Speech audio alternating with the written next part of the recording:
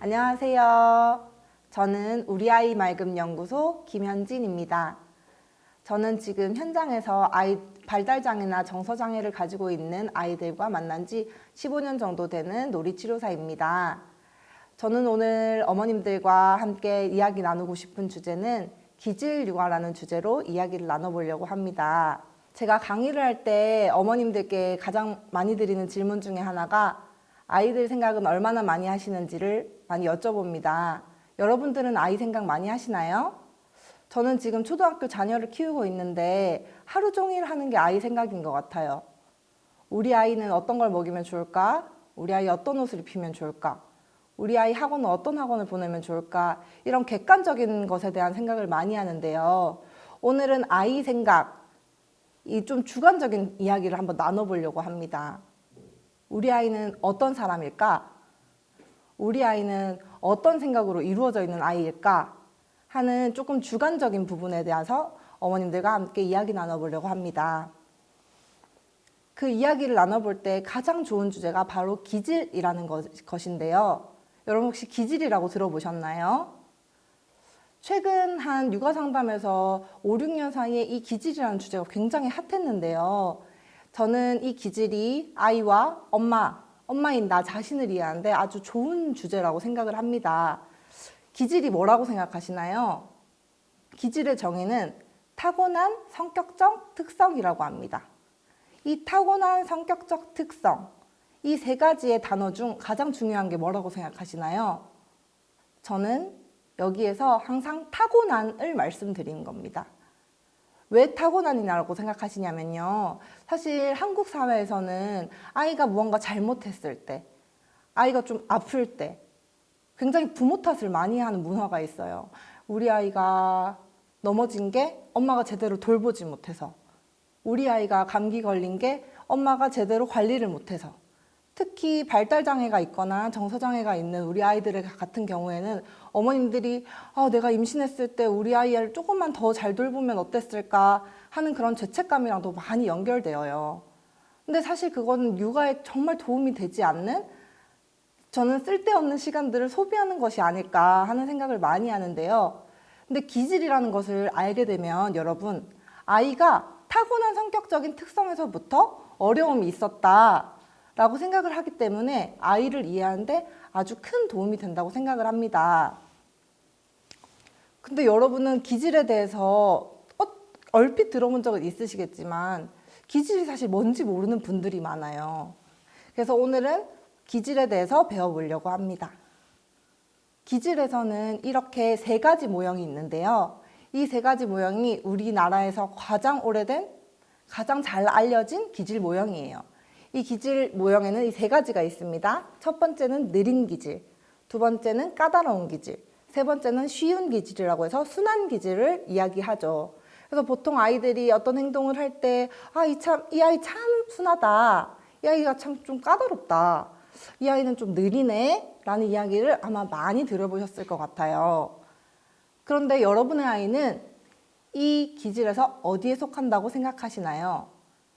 보통 저희 장애를 가지고 있는 아이들의 부모님께서는 대부분 느린 기질, 까다로운 기질 골고루 가지고 있다고 말씀을 많이 하십니다. 그런데 어떤 아이들은 또 순한 기질도 같이 가지고 있어요. 사실 이 기질 모형은 아이들을 명명하는데 쉽게 접근할 수 있지만 한계점이 딱 한 가지의 기질로 단정짓기가 어렵다는 한계점을 가지고 있습니다.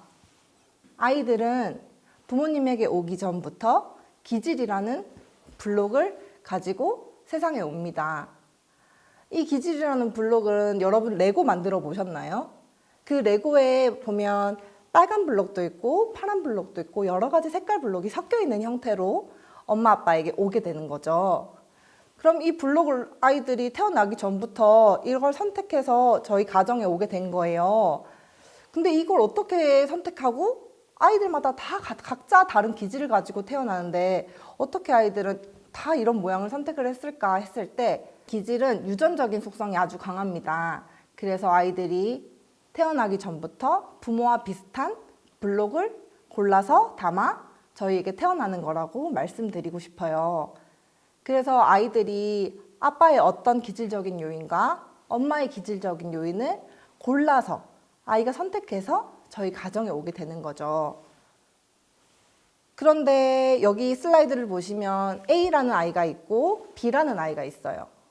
형태와 조합이 대충 보면은 비슷하게 보이지만 이 아이와 이 아이는 다른 아이처럼 행동을 합니다.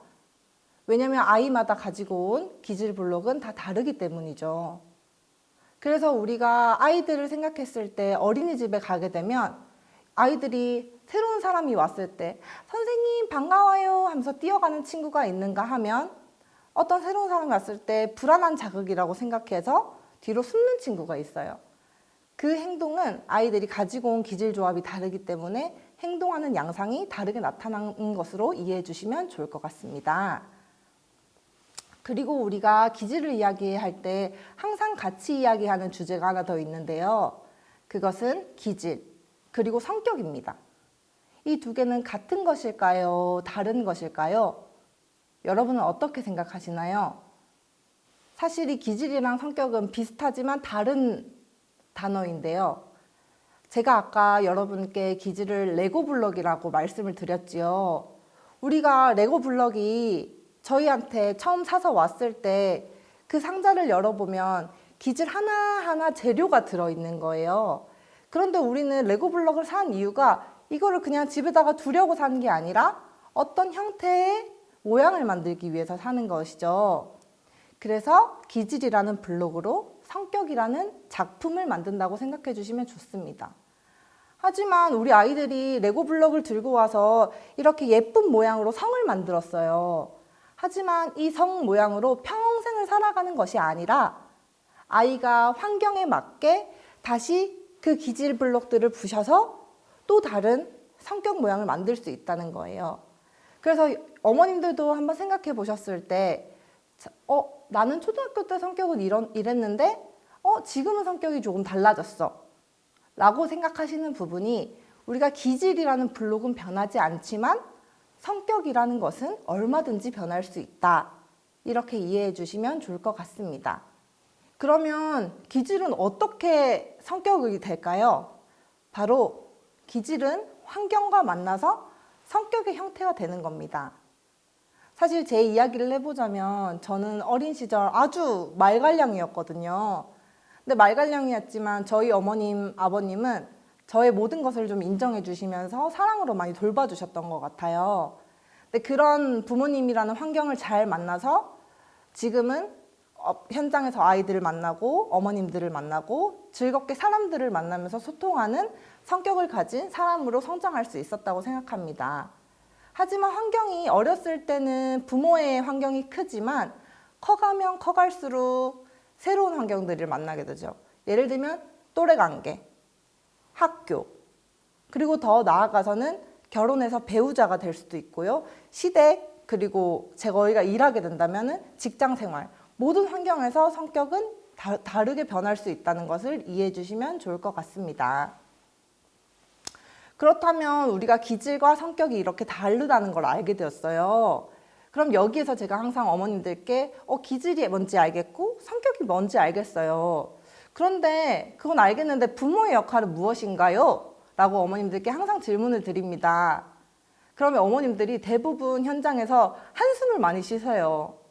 한숨을 쉬시는 이유에는 뭔가 부모의 역할이라는 이 말 자체에 내가 이 아이에게 어마어마한 것을 뭔가 해줘야 될 것 같은, 아이에게 좋은 것을 주어야 될 것 같은 그 부담감에 한숨을 쉬셨던 것 같아요. 하지만 제가 생각하는 부모의 역할이라고 하면 먼저 아이가 어떤 기질 블록을 가지고 있는지 알아야 한다는 겁니다. 여러분들은 여러분들의 아이가 어떤 기질 블록을 가지고 있을 것 같나요? 한번 생각해 보시면 좋은 시간이 될 것 같습니다. 기질 블록, 저희가 이야기하는 기질 블록에는 5가지 기질 블록이 있는데요. 이 기질블록 이야기는 저희가 현장에서, 센터에서, 병원에서 가장 많이 쓰이는 JTCI라는 기질 검사를 기반으로 하여 이 기질블록 이야기를 만들어냈는데요. 이 기질블록 안에는 빨간 블록, 초록 블록, 파랑 블록, 노랑 블록, 분홍 블록, 이 5가지의 블록 이야기가 있습니다.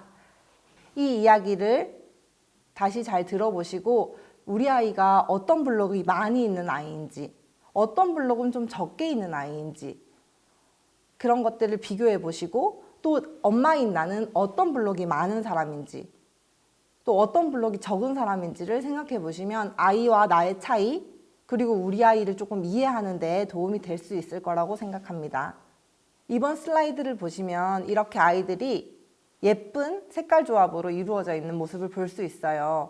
저희 아이들은 보통 이런 형태로 이루어져 있다는 걸 말씀드리고 싶은데, 여기에서 그로잉맘 유튜브에 기질 조합이 어떻게 색깔 블록으로 연결되는지 재미있고 자세하게 연결되어 있는 유튜브 링크가 있으니까 요거 한번 확인해 보시고 뒷 내용들을 같이 보시면 이해하시는데 어머님들께 도움이 될 것 같습니다. 첫 번째로 빨간 블록 이야기를 먼저 해보려고 합니다. 이 빨간 블록 아이들은 TCI 검사에서 자극 추구에 해당하는 아이들이에요. 자극 추구라는 단어를 들었을 때 어떤 느낌이 드시나요? 저는 이 아이들을 새로운 것을 보면 달려드는 블록을 가진 아이들이라고 설명을 하는데요. 이 자극 추구 안에는 4가지 요인이 들어 있습니다. 첫 번째는 탐색적 흥분, 두 번째는 충동성, 그리고 세 번째는 무절제, 네 번째는 자유분방 특성이 강한 아이들의 이야기인데요. 탐색적 흥분이라는 요인이 높은 아이들은 새로운 곳에 가는 것을 굉장히 좋아하는 친구들입니다. 이런 아이들의 특징은 새로운 키즈 카페를 가거나 새로운 재밌는 곳을 가면 쉽게 말하면 정말 엄마들이 뽕을 뽑았다고 느낄 정도로 모든 곳을 열심히 보고 모든 것을 즐겁게 잘 하고 오는 아이들이죠.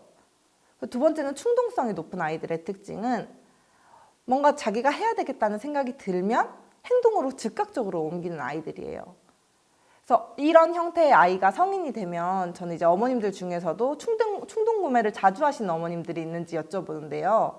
충동 구매를 자주 하시는 어머님들은 이런 충동성이 높을 가능성이 있다고 봅니다. 그리고 세 번째는 무절제라는 특성인데요. 이 무절제라는 특성이 높은 사람들의 특징은 뭔가 새로운 것을 할 때 절제하지 못하고 끝까지 가는 특성들이 있어요. 이런 절제하지 못하는 친구들의 특징은 제가 아이들이랑 현장에서 놀이 치료를 할 때 보면 어떤 장난감을 가지고 놀이할 때 조금씩 가지고 노는 게 아니라 한꺼번에, 예를 들면 클레이 같은 것도 이만큼 이렇게 해서 막 만지는 그런 친구들의 특징이 있고, 이런 사람들이 이제 성인이 돼서 무절제의 특징이 높은 어른이 된다면 이제 술 같은 거를 마실 때 절제하지 못하고 이제 끝까지 마시는 그런 특징을 가진 어른으로 성장할 가능성이 높아 보입니다. 그리고 네 번째는 자유분방 특징인데요. 자유분방은 말에서도 느껴지는 이미지처럼 아이들이 정해져 있는 규칙보다 자유분방하고 새로운 식의 행동을 많이 하는 아이들입니다. 예를 들면 미끄럼틀을 타는 아이들을 봤을 때 정자세로 내려오는 아이들도 있지만 굴러서 내려온다거나 뒤로 내려온다거나 반대로 올라간다거나 자신만의 룰을 새롭게 만들어서 다양한 방식으로 시도해보자 하는 아이들의 특징이 자유분방이 높은 아이들의 특징이 되겠죠. 이런 모든 4가지의 요인이 모두 높은 아이들은 이 빨간 블럭을 또래 아이들보다 많이 가진 아이들이 되는 것이고, 이 4가지의 특징 중에 어떠한 특징은 높지만 어떠한 특징은 낮은 아이들도 있으니 한 요인을 잘 살펴보시면 아이를 이해하는 데 큰 도움이 될 것 같습니다.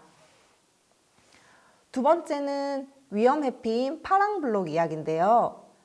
이 위험 회피를 가진 특징을 가진 아이들은 위험하다고 느끼면 피하는 블록인 특징입니다.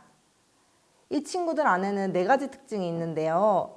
예기 불안, 불확실성에 대한 두려움, 낯선 사람에 대한 수줍음, 4번째는 쉽게 지침이라는 특징입니다. 첫 번째로 예기 불안을 가지고 있는 친구들의 특징을 살펴보면 걱정이 많은 친구들인데요. 얘기라는 것에서는 일어나지 않은 일에 대한 걱정을 하는 친구들을 말합니다. 예를 들면 친구가 아침에 일어나서 엄마에게 엄마 나 요구르트 사러 가고 싶어 라고 했어요. 그래서 엄마가 그럼 우리 조금 있다가 요구르트 사러 가자 했는데 그 사이에 엄마 그런데 우리 요구르트 사러 갔는데 슈퍼가 문을 안 열었으면 어떡하지? 그런데 사장님이 나한테 요구르트 안 팔면 어떡하지? 하는 일어나지도 않은 일에 대한 걱정들이 높은 친구들을 말하는데요. 이런 친구들은 걱정이 많기 때문에 가장 편한 대상인 엄마에게 수시로 질문하고 답변을 얻으려고 하는 특징들이 있어요. 이런 부분들은 파랑블록이 높은 아이들의 특징이라는 것을 기억해주면 좋을 것 같습니다. 두 번째로는 불확실성에 대한 두려움인데요. 이것은 새로운 환경, 새로운 곳에 가는 것을 적응하기 어려워하는 친구들에 대한 특징인데요. 그래서 불확실성에 대한 두려움이 높은 친구들은 사실 새 학기를 굉장히 어렵고 힘들어합니다. 새 학기는 새로운 친구들도 있고 새로운 선생님을 만나야 하고 그 사이에서 아이가 부단히 적응하려고 하는 그런 모습들이 있는 시기이기 때문에 불확실성에 대한 두려움이 높은 아이인지 아닌지를 잘 생각해 보시고 아이를 관찰해 보시면 도움이 될 것 같습니다. 세 번째는 낯선 사람에 대한 수줍음인데요. 두 번째 불확실성에 대한 두려움이 상황, 환경에 대한 두려움이었다면 세 번째 낯선 사람에 대한 수줍음은 사람에 대한 두려움입니다.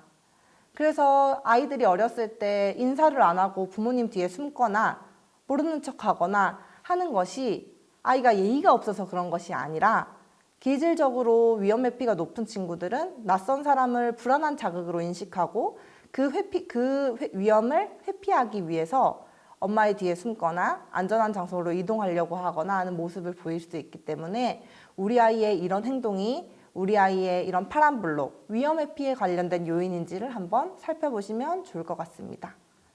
그리고 마지막은 쉽게 지침인데요. 아이들 중에서는 체력적으로 너무 에너지가 높아서 하루 종일 놀고도 잠을 자지 않는 에너지가 높은 친구들도 있는 반면에 쉽게 지치고 힘들어서 하루의 일과를 제대로 수행하지 못하는 친구들도 있어요. 근데 그런 친구들이 정말 단순히 체력의 문제만이 아닌 기질적으로 쉽게 지치는 친구들이 있을 수 있으니 이런 부분도 같이 확인해 보시고 아이들을 관찰해 보시면 도움이 될 것 같습니다. 세 번째는 노란 블럭 이야기인데요. 이 노란 블럭이 높은 아이들은 사회적 민감성이 높은 아이라고 불리는 아이들입니다. 이런 친구들의 특징은 다른 사람의 감정에 매우 민감한 아이들인데요. 이 노란 블럭이 높은 아이들의 특징 안에는 정서적 감수성, 정서적 개방성, 친밀감, 의존 이 네 가지 요인이 작동하고 있습니다. 정서적 감수성이 높은 아이들은 다른 사람의 감정에 쉽게 공감하고 다른 사람과 쉽게 친해지는 그런 특징을 가지고 있는데요. 요즘에 어머님들 MBTI 많이 들어보셨지요? MBTI에서 저희가 T와 F를 구분하는 이야기들을 요즘 참 재미로 많이 하고 있는 것 같아요. 그런 T와 F를 구분하는 게 정서적 감수성이 높은 친구인지 낮은 친구인지에 따라서 다른 사람 감정에 쉽게 이입하고 다른 사람 감정에 쉽게 이입하지 못하는 특징의 차이로 이해하시면 좋을 것 같습니다. 그리고 두 번째는 정서적 개방성이라고 여기 적혀 있는데 정서적 개방성 뒤에 이렇게 별표가 쳐져 있는 거 혹시 보이시나요? 여기 별표가 쳐져 있는 이 정서적 개방성은 아이들 검사에서는 나오지 않고 어른 검사에서만 나오는 요인들을 별표가 쳐져 있습니다. 이 정서적 개방성은 성인 검사에서만 사용하는 이유는 내가 다른 사람에게 내가 어떤 감정을 느꼈는지 이야기를 나누고 이야기하면서 풀려고 하는 특징을 개방성이라고 보는데요. 어린아이에서는 이런 요인을 관찰하기가 조금 어려워서 어린아이들의 검사에서는 빠져 있고 성인들 검사에서만 나타나는 요인이라고 보시면 좋을 것 같습니다. 성인들 중에서는 다른 사람과 이야기하면서 자신의 상황들을 말하려고 하는 사람과 아무에게도 말하지 않고 스스로 자기의 감정적인 해결을 하려는 사람들이 나뉘기 때문에 정서적 개방성에 차이가 있다고 보시면 좋을 것 같습니다. 세 번째는 친밀감인데요. 아까 제가 MBTI에서 T와 F를 구분하는 방법을 감수성에서 말씀드린 것처럼 세 번째 친밀감은 I와 E의 차이라고 이해하시면 좋을 것 같아요. 친밀감이 높은 사람들은 외향적인 사람에 가까운 것 같습니다. 새로운 사람들을 만나는 것을 좋아하고 다른 사람들과 자신의 이야기를 나누는 것에서 즐거움을 느끼는 사람이 있는가 하면, 또 반대로 혼자서 있는 시간과 스스로 생각하는 시간들을 통해서 에너지를 회복하는 사람이 있지요. 친밀감이 높으신 분들은 다른 사람과의 관계성이 높은 외향적인 이라고 생각하시면 좋을 것 같고, 반대인 경우에는 친밀감이 낮은 특징을 가진 사람들은 I에 가까운 모습이라고 생각하시면 좋을 것 같습니다. 그리고 마지막 요인인 의존입니다. 이 의존은 내가 다른 사람에게 의존하는 형태를 말하는 것이 아닌, 내가 다른 사람에게 얼마나 인정받고 싶은가, 내가 다른 사람에게 얼마나 잘하는 것을 보여주고 싶은가 하는 평가에 대한 요인이에요.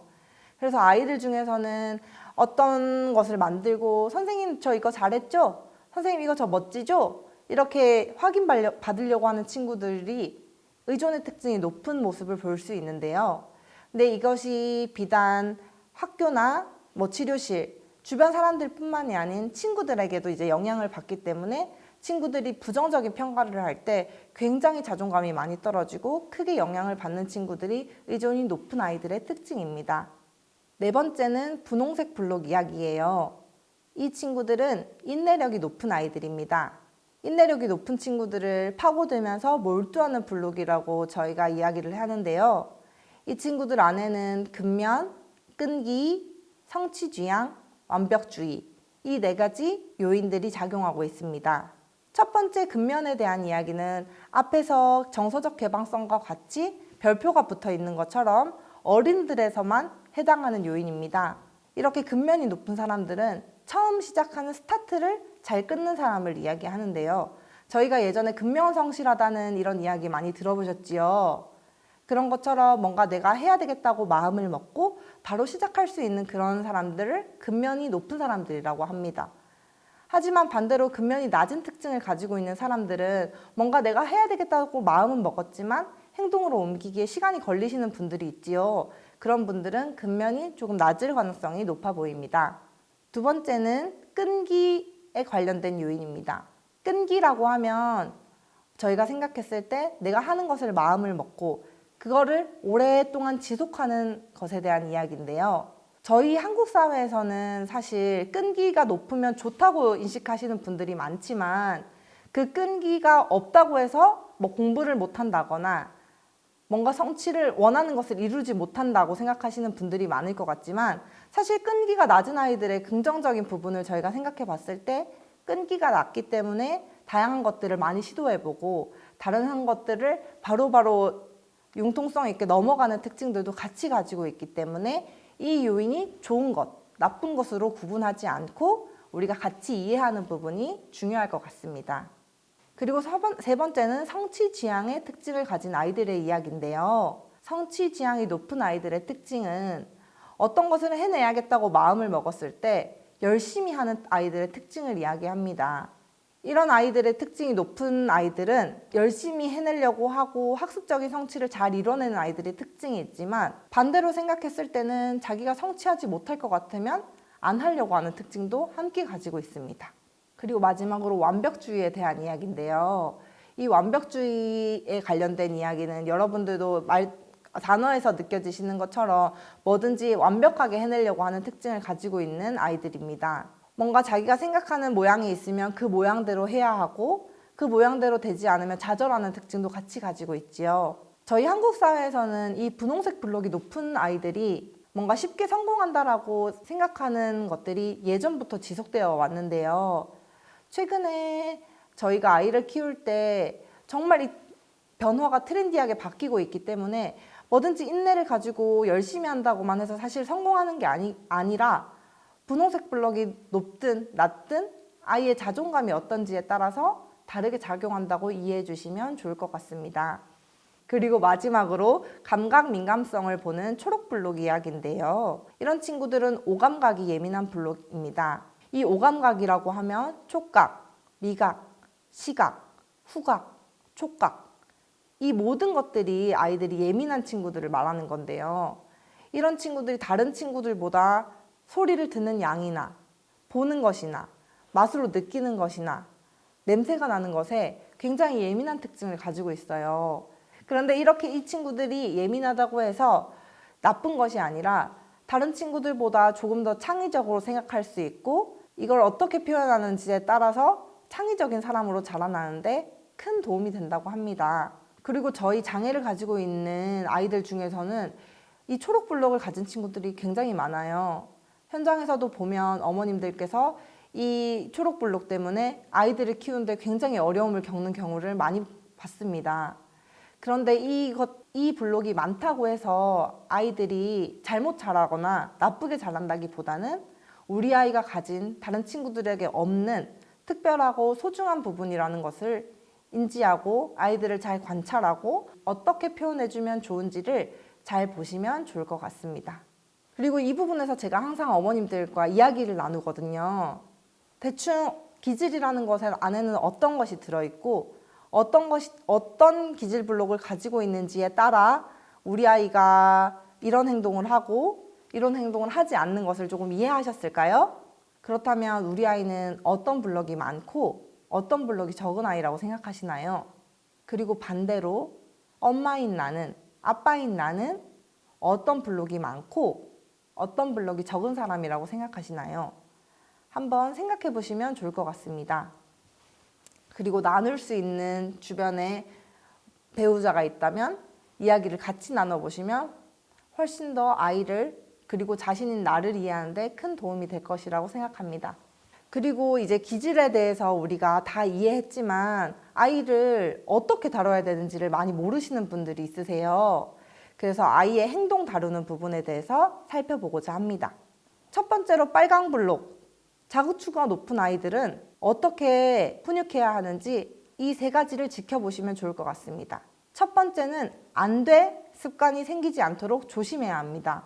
사실 빨강 블록이 높은 친구들은 행동이 크기 때문에 엄마에게 가장 많이 듣는 말이 안 돼입니다. 뭔가 만지려고 하고 궁금한 게 많으니까 안 돼 안 돼를 달고 사는데 내가 하루에 아이에게 안 돼를 몇 번을 하는지 아이에게 어느 정도를 허용해 줄 수 있는 부분과 허용하지 못하는 부분을 나누어서 아이에게 알려주시는 게 도움이 될 것 같습니다. 그리고 두 번째는 감정에 호소하며 길게 훈육하지 않기입니다. 빨강 블록이 높은 친구들의 특징은 집중력이 짧은 부분들이 있어요. 그런데 아이에게 잘못된 부분을 알려주려고 훈육을 시작했지만 엄마가 너가 이러니까 힘들어 하고 길게 아이에게 이야기하고 훈육한다는 것이 엄마는 에너지를 그만큼 소진하고 있지만 아이에게는 그만큼 효과가 없는 경우들이 많았어요.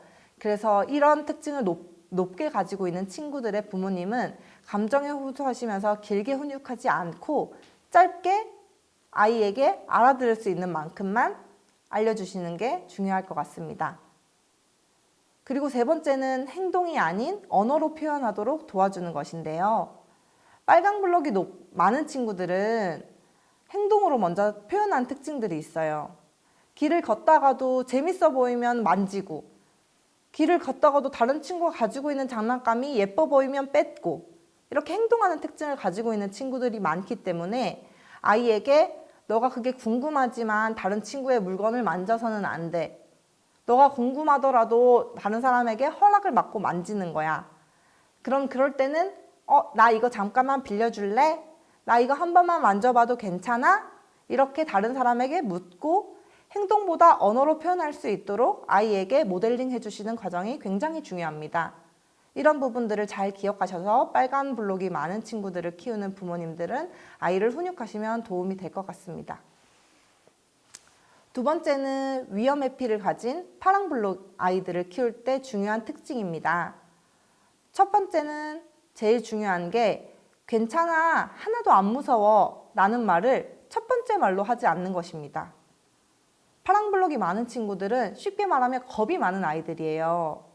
우리가 아이들을 키우다 보면 아이들이 항상 엄마에게 엄마 싫어, 안 할래, 무서워 라는 이야기를 많이 합니다. 그런데 이런 경우에 엄마들이 제일 많이 하는 첫 번째 말이 괜찮아, 하나도 안 무서워 인데요. 사실 아이에게는 괜찮아, 하나도 안 무서워 라는 말이 진정으로 와닿지 않기 때문에 그 말을 먼저로 하지 않았으면 좋겠습니다. 아이에게 그러면 첫 번째 말로 무슨 말을 해주면 좋을까요? 그랬지, 무서웠지. 사실 엄마도 이건 되게 무서웠는데 이거 그런데 저번에 땡땡이 너가 무섭다고 했지만 잘 해냈잖아. 이렇게 이야기를 돌려주시는 과정이 굉장히 필요하다고 봅니다. 방금 했던 말을 두 번째 이야기와 연결시켜서 해볼 수 있을 것 같은데요. 두 번째는 성공 경험을 저장시켜 주기입니다. 성공 경험이라고 하면 아이가 무서워했지만 극복했던 경험을 말하는데요. 예를 들면 강아지를 무서워하는 아이가 있었어요. 그런데 지나가면서 강아지가 저번에는 짖지 않았기 때문에 너 저번에 그 강아지 무섭다고 했지만 저번에 지나가니까 엄청 순하게 그 강아지가 꼬리를 흔들었지? 그래서 너가 인사하고 지나갔었잖아. 라고 아이가 성공적으로 극복한 경험을 이야기해 주면서 아이가 자신의 불안을 다룰 수 있도록 이야기해 주는 과정들이 필요해 보입니다. 그리고 세 번째로는 불안을 자극하는 훈육법은 피해야 합니다.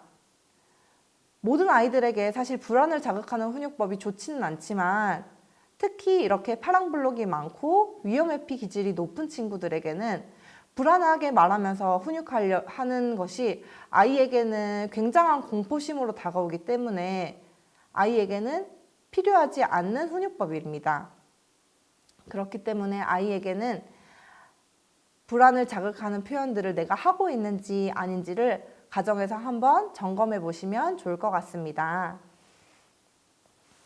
그리고 세 번째는 사회적 민감성 아이들인데요. 이렇게 노랑블럭이 많은 친구들은 가장 중요한 게 애정을 담보로 훈육하지 않는 것입니다.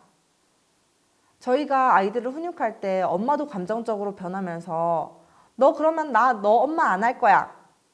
너 그러면 엄마 너 저기 갖다 버릴 거야. 이런 식으로 하는 애정을 담보로 하고 내가 너의 엄마인 것을 회피하는 그런 식의 훈육은 아이에게 다른 사람에게 인정받고 싶은 욕구가 많은 노랑블럭 친구들에게는 앞에서 파랑블럭 친구들처럼 굉장한 공포심으로 다가올 수 있기 때문에 노랑블럭이 많은 아이들을 키우시는 부모님들은 애정을 담보로 내가 훈육하고 있지는 않은지 그런 훈육을 했었다면 그런 행동은 앞으로는 굉장히 지양을 해야겠다는 마음을 먹어주시면 좋을 것 같습니다. 그리고 두 번째로는 훈육의 끝을 잘 맺어주는 것입니다. 사실 훈육이라는 것 자체가 우리에게는 엄마에게도 힘들지만 아이에게도 굉장히 힘든 일인데요. 이 훈육을 잘 아이에게 마무리해주고 너가 이 행동을 잘못한 게 맞지만 엄마가 너를 사랑하는 마음은 변하지 않아 라고 아이에게 잘 이야기를 해주시면 아이도 엄마에게 혼은 났지만 엄마가 나를 언제나 사랑하고 있다는 믿음이 바뀌지 않기 때문에 꼭 노랑블럭이 많은 친구들을 키우시는 부모님들은 훈육의 끝을 잘 맺어주시기를 바랍니다. 그리고 네 번째로는 파고들며 몰두하는 인내력이 높은 분홍블록 아이들을 어떻게 키우는지를 한번 이야기해 볼 건데요. 첫 번째로는 너무 많이 질문하거나 간섭하지 않는 것입니다. 분홍블록이 많은 아이들은 인내심이 높고 집중력이 높은 특징을 가지고 있어요. 그래서 보통 우리가 아이들에게 밥 먹을 시간이야, 밥 먹자 라고 이야기를 했을 때도 엄마의 말을 못 듣는 경우나 놓치는 경우가 굉장히 많은데요. 그럴 때는 엄마 입장에서는 굉장히 답답하고 아이가 나의 말을 무시하는 것 같고 그런 생각이 들 수 있지만 사실은 그것이 아니라 아이가 몰두하는 특징이 많기 때문에 한 가지에 집중을 했을 땐 정말 그런 정보들이 들리지 않는 경우가 많기 때문에 우리가 아이가 몰두하는 이 특징들을 잘 살려줄 수 있도록 아이에게 너무 많이 질문하지 않고 간섭하지 않고 아이가 집중하고 몰두하는 시간을 기다려주시는 것도 필요합니다. 그리고 앞서 제가 말씀드린 것처럼 중요한 이야기를 뒤통수에 대고 하지 않는 것입니다. 밥을 먹을 시간이 됐는데도 집중해서 못 나오는 아이가 답답하시다면 아이에게 다가가서 아이와 눈을 맞추고 땡땡아, 우리 지금 밥 먹어야 할 시간이야. 지금 이거 정리하고 엄마랑 이거 해야 해. 라고 아이의 눈을 맞추고 아이에게 정확한 정보를 전달하는 것이 중요합니다. 그래야지 아이도 자기가 몰두하는 것에서 벗어나서 어떤 정보들을 해야 하는지 정확하게 인식하고 엄마의 요구에 응해줄 수 있다는 것을 말씀드리고 싶었습니다. 그리고 이제 세 번째로 이기고 싶고 잘하고 싶은 마음을 혼내지 않는 것입니다. 완벽주의가 높고 성취지향이 높은 친구들의 특징은 예를 들면 보드게임 같은 것을 할 때 꼭 자신이 이겨야 하고 자신이 제일 잘해야 하는 특징을 가지고 있는데요. 가정에서 아이들과 같이 보드게임 해보신 적 있으신가요? 모든 아이들이 자기중심성이 높아서 자기가 꼭 이기고 싶어하는 마음들이 있지만 분홍블록에서도 성취지향이나 완벽주의가 높은 친구들은 꼭 자신이 이겨야 되기 때문에 만약에 자기가 진다면 울고불고 난리가 나는 상황들을 많이 가정에서 접해보셨을 텐데요. 그러면 보통 부모님들이 이렇게 많이 말씀하십니다. 너 친구들 사이에서도 이렇게 해? 그렇게 하면 너랑 아무도 안 놀고 싶어 해. 이렇게 하면 누가 너랑 놀고 싶어 해. 맨날 이길 순 없어. 이렇게 이야기를 많이 하십니다. 사실 여기에 적혀 있는 것처럼 이기고 싶고 잘하고 싶은 마음은 혼날 마음은 아닙니다. 아이가 느끼는 마음에 대해서는 우리가 공감해 주시는 게 굉장히 중요한데요. 이기고 싶고 잘하고 싶었구나. 이번엔 이기고 싶었는데 잘 안 돼서 속상했구나. 하지만 이건 우리가 함께 해야 되는 게임이니까 이렇게 울면 계속할 수는 없어 라고 아이의 마음을 공감해 주신 후 아이의 행동에 대해서는 제한해 주시는 게 필요합니다. 그리고 마지막으로 초록블록, 감각이 예민한 친구들에 관련된 훈육법인데요. 첫 번째로는 그냥 좀 참아봐 라고 말하지 않는 것입니다. 사실 우리는 감각이 예민한 아이를 키울 때 아이가 정말 작은 자극에도 너무 불편함을 호소하고 있기 때문에 엄마 입장에서는 그 별것 아닌 것이 굉장히 힘들고 스트레스를 받는 요인입니다. 저도 저희 아이가 어렸을 때는 물놀이를 가면 물에 닿는 것을 너무나 싫어하고 모래의 그 까슬거리는 촉감을 너무 싫어해서 3시간 동안 아이를 안고 바다에서 놀았던 적이 있었는데요. 그러면 아이에게 어느 순간 저도 그냥 좀 참아봐 라는 이야기를 하게 되더라고요. 근데 여러분들은 아이에게 그냥 좀 참아봐 라고 얼마나 말씀을 많이 하시나요? 그런 마음이 부모에게로서는 드는 것이 너무나 당연하지만 아이들의 입장에서는 우리가 보통 느끼는 자극보다 훨씬 큰 자극으로 들어오기 때문에 우리는 그냥 까슬까슬거리는 느낌이네 라고 하는 것이 아이들은 가시밭길을 걷는 느낌과 비슷하다고 해요. 그런 아이의 입장을 우리가 조금 더 이해해보고 그냥 좀 참아봐 라는 말을 내가 하고 있지는 않은지 한번 점검해 보시면 좋을 것 같습니다. 두 번째는 예민함을 창의성으로 이해하는 것이 중요한데요. 예민한 아이를 키우다 보면 사실 엄마가 육아적으로 굉장히 지칠 수밖에 없는 상황입니다. 그러려면 아이를 더 이해하고 아이들을 받아들이려는 마음을 가지는 것이 굉장히 필요한데요. 이런 예민함을 갖고 있는 친구는 창의성이 높다는 특징을 가지고 있기 때문에 우리 아이가 이렇게 촉각적으로 예민한 것은 나중에 아이에게는 굉장히 다양한 창의성으로 연결될 수 있겠구나. 우리 아이가 소리에 예민한 친구를 키우고 있는 아이들이 있으신 어머님들은 우리 아이가 다른 친구들은 못 듣는 소리까지 들을 수 있기 때문에 나중엔 굉장히 다른 창의성으로 연결될 수 있겠구나 라는 생각으로 아이를 조금 더 긍정적으로 보시고 넓은 마음으로 받아들이시는 게 굉장히 필요하다고 봅니다. 그리고 세 번째로는 참을 수 있는 단계를 함께 찾아보는 것인데요. 예를 들면 모래밭을 걸을 때 굉장히 불편감을 느끼는 친구들에게 고운 모래는 괜찮은지, 조금 더 까슬거리는 모래는 괜찮은지, 진흙은 괜찮은지, 어디까지가 아이가 불편감을 느끼고 어디까지 아이가 괜찮음을 느끼는지를 함께 찾아보는 과정이 중요합니다. 그리고 그 과정 속에서 아이가 편안함을 느끼는 자극이 있다면 아이들에게 너 이거 굉장히 처음에는 불편했는데 이 정도는 괜찮은 거야? 그럼 우리 다음 단계를 연습해보자 하면서 예민함을 조금씩 극복해 나가는 과정을 함께 가정에서 찾아보시면 좋을 것 같습니다. 여기까지 저희가 기질에 대해서 오늘 이야기를 나눠보았는데요. 기질을 알고 육아한다는 것에 대해서 어떻게 생각하시나요? 저는 기질을 알고 육아한다는 이 기질 육아에 대해서 아이에게 무조건 맞춰주고 수용해 주시는 게 아니라고 말씀드리고 싶습니다. 기질 육아는 내 아이를 관찰하고 이해하는 한 가지의 방법입니다.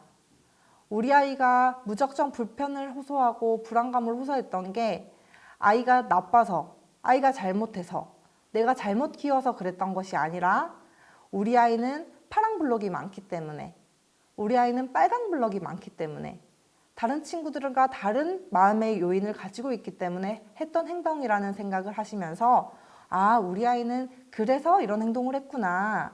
나는 엄마로서 그래서 이런 행동을 했었구나. 라고 이해하시는 좋은 방법이라고 생각이 듭니다. 기질육아에서는 아이를 비교하지 않고 기다릴 수 있는 힘이 생기는 것이 저는 가장 중요하고 좋은 육아 방법이라고 생각합니다. 기질을 알게 되면 다른 친구들과 우리 아이를 비교하지 않게 됩니다. 아, 저 친구는 분홍 블록이 많아서 그렇게 공부하는 데 집중할 수 있었는데 아, 우리 아이는 분홍 블록이 좀 적기 때문에 다른 친구들처럼 집중하지는 못하더라도 새로운 것을 많이 해봤구나 라고 다른 아이와 우리 아이를 동등한 성상에 놓지 않고 각자의 모양이 다르다는 것을 이해할 수 있게 됩니다. 그리고 기질육아는 아이가 가지고 있는 또 다른 측면을 바라볼 수 있게 하는데 굉장히 도움이 됩니다. 이렇게 저희가 5가지의 블록을 가지고 있는 친구들이 어떤 말을 가장 많이 들었는지를 적어보았는데요. 첫 번째 빨강 블록 친구들은 산만하다는 소리를 참 많이 듣습니다. 이런 산만하다는 특징을 많이 듣는 친구를 어떤 말로 바꾸면 좋을지, 또 파랑 블록을 가진 친구들은 소심하다는 말을 많이 듣는데 이 친구들은 어떤 표현으로 바꿔주면 좋을지, 그리고 사회적 민감성이 높은 친구들은 너 왜 이렇게 눈치 봐? 눈치 본다는 이야기를 참 많이 듣는데요. 이런 친구들은 어떤 표현으로 바꿔주면 좋을지, 그리고 초록 블럭이 많은 친구들은 까칠하다 말을 많이 듣는데요. 이런 것들은 어떤 표현으로 바꿔주면 좋을지 한번 생각해 보시고요. 마지막으로 분홍 블럭이 높은 친구들은 답답하다는 소리를 참 많이 듣습니다. 이런 아이들이 많이 듣는 부정적인 표현들을 우리가 어떻게 바꿔줄 수 있는지 한번 생각해 보시기 바랍니다. 저는 이렇게 조금 바꿔봤는데요. 산만하다는 말을 많이 듣는 친구는 적극적이라고 표현해 주시면 참 좋을 것 같습니다. 그리고 파랑 블럭이 많은 친구들은 소심하다는 말을 많이 듣지만 신중하다라는 표현으로 바꿔주면 참 좋을 것 같습니다. 그리고 사회적 민감성이 높은 노랑 블록 친구들은 눈치 본다라는 표현보다는 넌 참 사회성이 좋구나 이런 표현으로 바꿔주면 좋을 것 같고요. 네 번째로 오감각이 예민한 초록 블럭이 많은 친구들은 너 참 까칠하다 이런 표현보다는 넌 참 창의적인 아이구나 라는 표현으로 바꿔주면 좋을 것 같습니다. 그리고 마지막으로 분홍 블럭이 많은 친구들은 답답하다는 소리를 참 많이 들어요. 그런데 이런 친구들은 넌 참 집중력이 좋구나 라고 말씀해주면 아이들이 자기를 더 좋은 사람으로 자기가 가지고 있는 특징을 더 좋은 표현으로 이해하고 자신감을 높이는 데 큰 도움이 될 거라고 생각이 듭니다. 여기 파랑 블럭 아이가 자신에 대해서 설명하고 있어요. 저는 소심하고 겁이 많아요. 이런 표현을 사실 많이 들었기 때문에 이런 표현을 하는 것이겠죠. 그럼 우리가 이 파랑 블럭 아이에게 어떤 이야기를 해주면 좋을까요?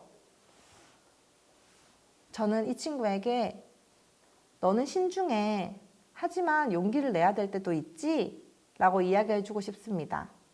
그러면 아이는 자라나서 자기가 용기를 내야 할 자리에는 저는 신중한 편이에요. 용기를 낼 때가 필요하죠. 라는 표현을 할 수 있는 어른으로 자라나게 됩니다. 지금까지 저희가 기질 육아에 대해서 이야기를 해봤는데요. 부모란 어떤 사람이라고 생각하시나요? 사실 부모라는 표현 안에는 굉장한 책임감과 아이에게 잘해줘야 될 것 같은 큰 마음들이 있는데요. 저는 부모란 아이의 또 다른 측면에 대해서 말해주는 사람이 되었으면 합니다.